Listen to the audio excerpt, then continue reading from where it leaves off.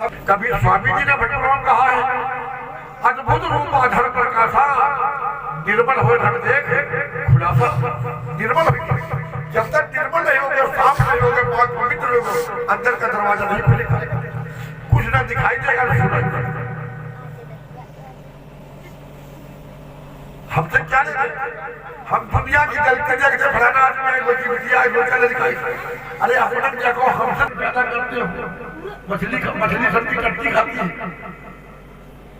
साल में पानी में लड़का बच्चा कट्टी खिला दे मछली खा जाएगी, नाक सीख दे मछली खा जाएगी, मुर्दा पड़ा हो मछली खा जाएगी।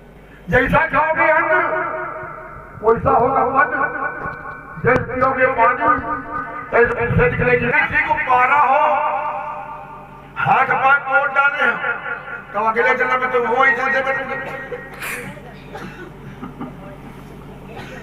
अगर किसी की नहीं मारा, हम लोग भूलों को मारे, बाल नहीं मारना हुई, बीमार नहीं हुई, कुछ तुमको नहीं होगा। अगर तुमने किसी को भी नहीं मारा है जन्म में, सीधा जब इस तरह से मैंने बिच्छू मारने के लिए कांटा लगा, जहाँ पर अगर कोई मारा हो